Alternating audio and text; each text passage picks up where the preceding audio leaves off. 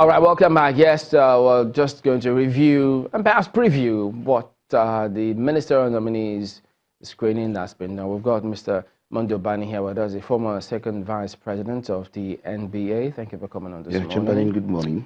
Well, yes, we did see some legal positions in terms of suggestions, but before we get to that bit, for those who have been screened yesterday, if you caught some of it, starting with the former Minister of Power, Works and Housing, up until we saw the last step. So, for you now, in terms of how this screening has gone, did anything change from your previous position? Well, the beauty of democracy is this process that is actually playing out, where ministers are being screened by the senators. It's a constitutional provision, and it's the beauty of democracy.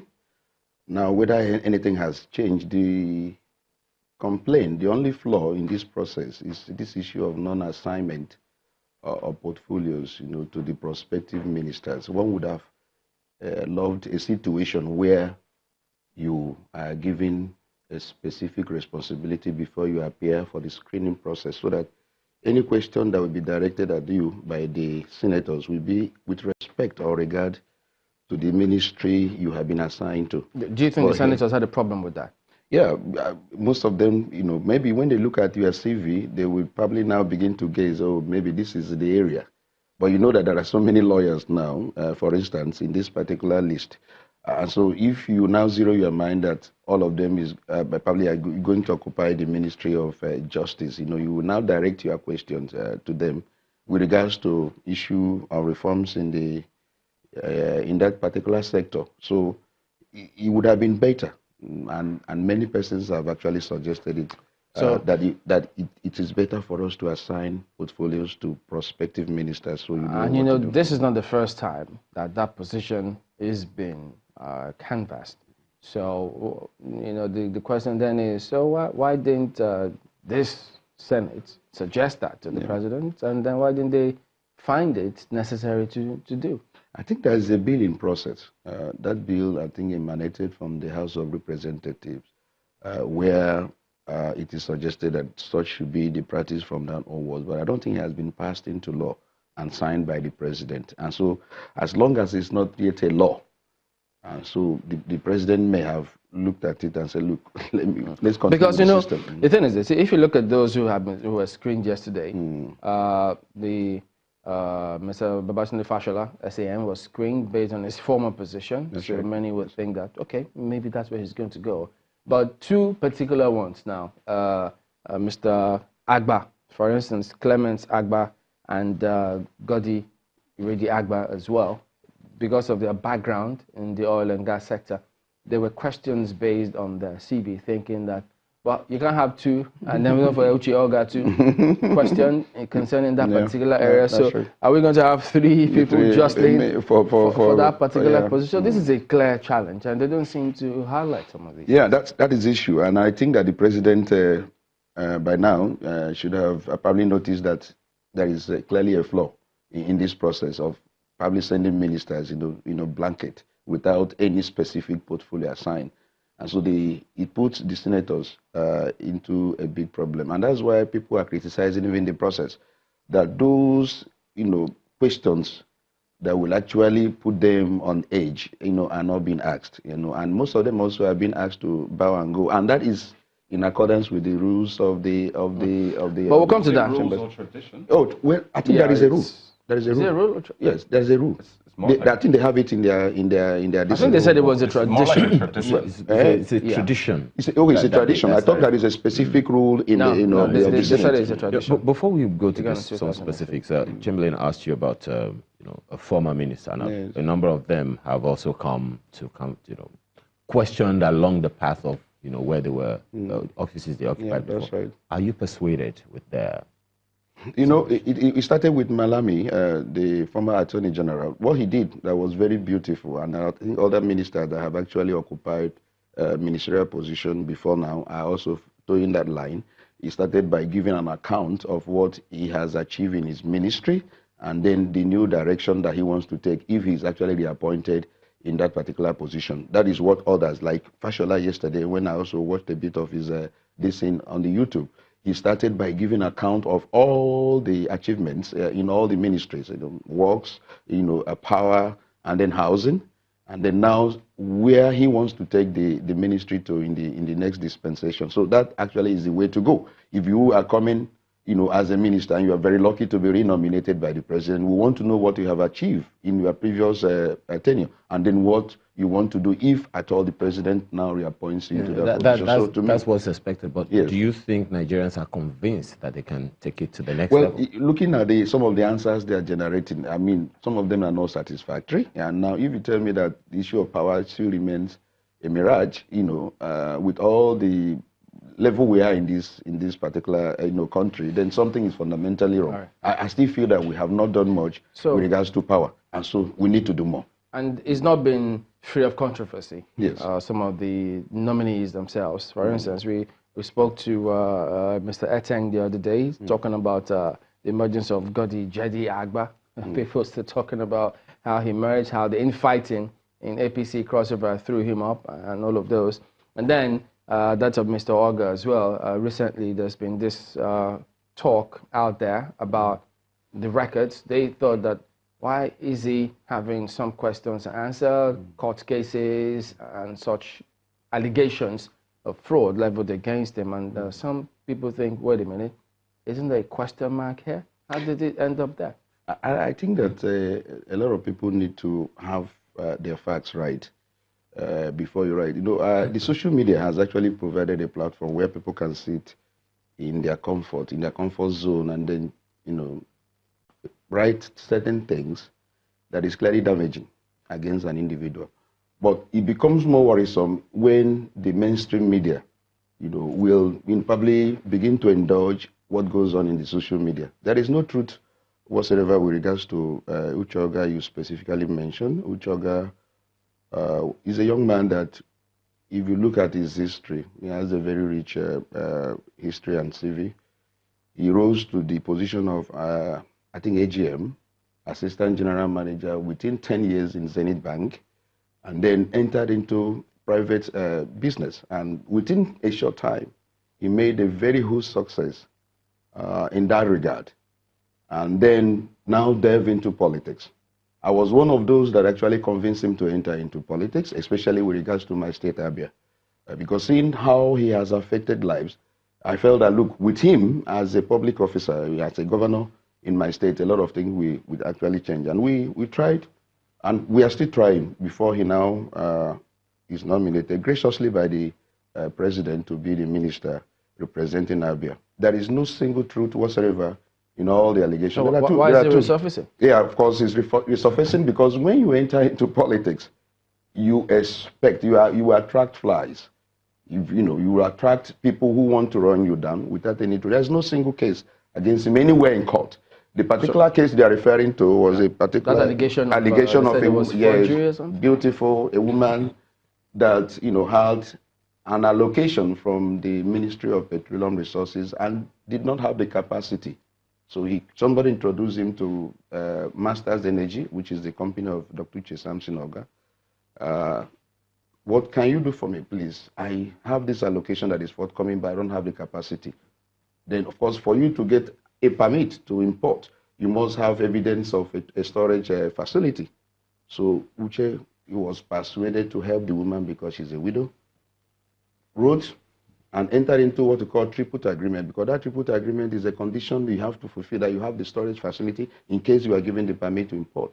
He wrote all that to PPA RA, and then they replied to verify whether Masters Energy, which Uche is the chairman, is the one who have actually signed the triput agreement with this woman who wants to enter into importation of oil, and they replied. All those letters are there. Eventually, the woman was given the permit. When she now came, she said she does not have the money for importation. What she wants to do now is to sell the particular allocation outrightly to Masters Energy. Agreements were reached, and then Uche paid, and she received her money. So Uche went... But did he end there? No, they didn't. That's what I'm saying now. He went ahead now, imported the product, sold, and every other thing. And there was no issue. Now, remember that if they want to, if you have a contract with a particular name, and you now have a third party that is financing it, the Ministry of Petroleum Resources will not change that name in dealing with that transaction. It has to remain in the name of the company that actually got that allocation. So Uche reached an agreement to sign the account opening requirement so that he can be able to transact that business with the name of that company in a bank, because you have to pay. The LCs will be open in the name of that company that got the allocation. And that is actually what transpired. So everything went well, no problem. But where the problem now came was when there is what we call price differentials. You know, when you import, there is this subsidy that government pays, which was, paid, but there was delay. And that delay, as a result, there was fluctuation in dollar. And so the government now says they're going to pay a certain amount of money for those who imported. And that is 51 million. So the woman now got to know about it and now wrote to the Ministry of Petroleum Resources that she should be paid that money when she has already signed an agreement outrightly selling her allocation to Masters Energy. So Masters Energy is no, you have sold. So anything that is coming out of this particular transaction, you have no interest whatsoever. So the Masters Energy went to court and got an injunction restraining, the ministry from paying that amount of money into the woman's account. No, it wasn't just Masters Energy that went to court, were they? Because the woman also will understand that she also went to court. No, she did not. It was Masters Energy that actually. Then the court now made an order restraining that payment into her account. Heaven let loose. So the woman became so angry. Now start reporting, now alleging that all the agreements she signed were all forged. This is a woman that has received money, and you sign a check receiving the money. This is a woman that also even wrote to the bank, asking now when she thought that they would pay the money into her account, that they should change her signature to a signature so that when the money comes, she will be able to take the money. And then that was even affected. And she collected 71,000 naira that was remaining in that account from the bank, only for that woman to turn around and say that every paper that was signed was all forged. And of course, when you report a matter to the security agencies, they are bound to investigate it. So up to 5 of them investigated and found no substance. One took Uche to court and discovered that there is no way he can even convict with such evidence. The matter was struck out. So as I speak to you now, there is no case anywhere pending against Uche with regards to that particular matter. So now that he's nominated, somebody now, went and started, putting it up. But we have done what we're supposed to do. We have written to the necessary agencies with all the documentary evidence, showing that there was any infraction of the law in that particular regard. But let me tell you, my brother Chamberlain, for the fact that somebody reports you to the police, for the fact that somebody reports you to EFCC over a matter, does not make you a criminal, does it? For the fact that somebody wakes up and says, this man is of course, police are bound to investigate when there is allegation. Do you then think that matter that is clearly a dead matter? There is no substance in whatever and all. But you heard what some of the other comments making the rounds out there that, look, some of the names on this nominee list have questions to answer. Because if PDP is punching, saying, look, this list, look, if there are those who have got questions to answer, how come? No. The point is that, of course, PDP is an opposition party. Doesn't it take away? They have to play their role. If there is allegation, as I said earlier, of all these kind of people that have been nominated, that they have any issue and all that, the security agencies are all there, to do their duty. So it doesn't make sense when you say they have answers and questions to answer, and there is no invitation, or there is no conviction, or there is no process of proceedings going on in court against them. That is, to me, it's mere allegation. It's done everywhere in the world, even in the US, even in the UK. If you are appointed to any position, somebody can bring up any issue that has to do with your past. It does not in any way make you to be guilty. Somebody has to say, is it true? You have to present evidence. You have to present fact. So it's important. So let us not be carried away by all these allegations. Or somebody has questions to answer and you just say it in a blanket manner. Does that make somebody guilty? Does that make somebody liable Mr. Bani, in law? Let me just quickly go back to that specific case. Yes. If the woman falsely accused Mr. Oga, they call it slander. Character assassination. Why hasn't Mr. Oga to me, yes, I told him, Uche, he don't take this woman lightly. Let's go. It's such a peaceful human being. Doesn't want any problem at all. She's a widow. Why would I? When you start fighting with somebody, you are unequally yoked. Somebody will say, oh, he wants to oppress. So let's see Let she go with her problem. But Uche has reported that to the appropriate authority. I know where this matter, she's even a pastor, and that particular matter was brought before the general overseer of that particular church and all that. So, to me, he doesn't want any issue with the woman. Could your position about what you said the other time that PDP is opposition, so they have to play their role. So, yes. So you don't see any merit in the... No. If I will see merit if there is any merit in the allegation. If somebody is accused of any dissent because he has been invited by the police or he has been invited by EFCC and there is no prosecution going on and there is no conviction by the court, then you now make that person liable and guilty by mere accusation. I will see no merit in that. But if there is merit in whatever anyone is, even if you're a minister, there is no immunity.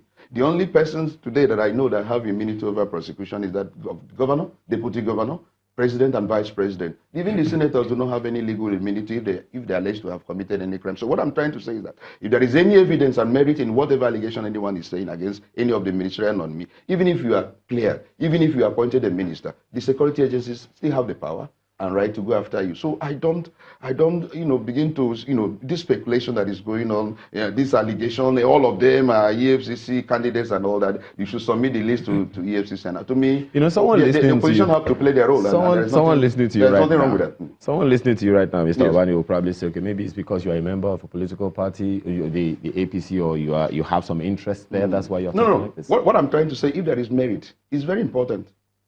We must try as much as possible to help this nation. If anyone has committed any crime and that person is liable, don't give that person any blanket clearance.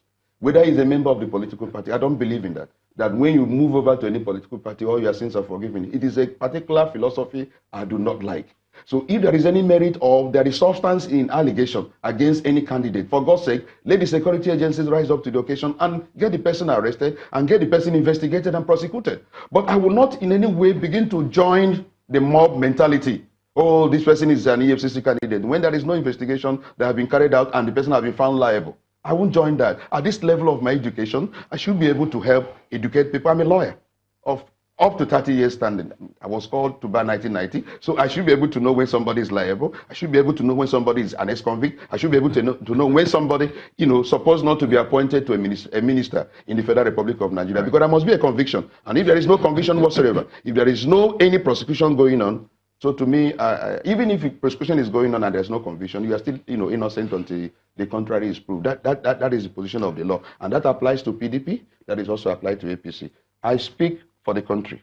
I always ensure that even when the APC is doing the wrong thing, I will tell them that this is wrong. And that's why most times they regard me as an enemy also, that Bani that we know he's this and why is he antagonizing us? I try as much as possible to balance my views about this nation. So I'm saying if there is merit in all this allegation, let them be investigated, let proceeding commence. But for the fact that somebody is invited by the police or somebody is invited by EFCC does not make that person liable under the law. It doesn't make the person a convict. All right, Mr. Obani, yes, I think the conversation generally centers around Nigerians wanting the best of us to be those that are appointed or elected into office. I agree with you. Nigerians want to look up to their minister and say, oh yes, he's a great man, she's a great woman. I think that's the general conversation. I agree with you. So let's go back to that ministerial screening. There was this talk about assets declaration. I'm sure you remember, and there was a senator that came up and said, see, we don't have the asset declaration of some of these nominees. In fact, most of them, all we have is their CV. So I'd like you to respond to that.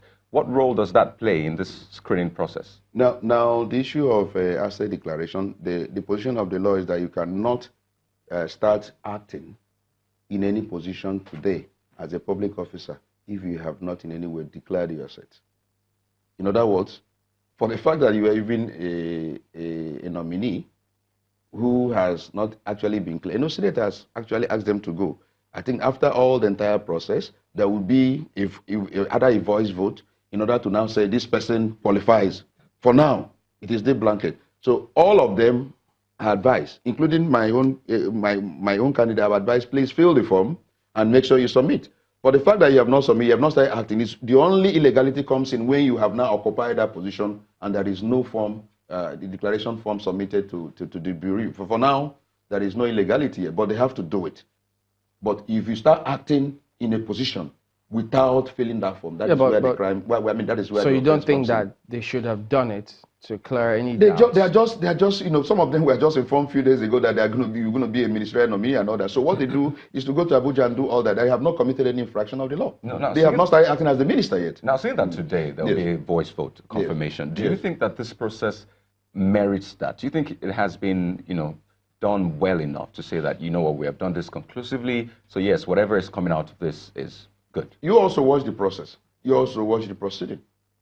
I mean, some of them gave intelligent answers to the questions that were posed to them. Some of them. Unless those that were asked to take a bow, of course, due to the custom or practice you mentioned and all that, we didn't get to know much about them. But even at that, some of them have antecedent. Some of them we know their history. And so, to me, apart from the flaw that I have mentioned, that you did not assign any portfolio, maybe these things would have gone to the committees, and the committees will do a more thorough job. But what we observed that took place, you cannot in any way say that it wasn't a process. It was a process. It's a constitutional normal Speaking process. about the judiciary now, yes. In terms of some of the recommendations by Mr. Keyamo, yes, where he did suggest that the Supreme Court needs to be unbundled. You know, much as, it may not have been the first time people may have heard that, but how practicable do you think that will be? For the fact that somebody is mooting the idea that we need to do something about our appellate courts, is clearly commendable if you're a practitioner. The frustration is becoming unbearable.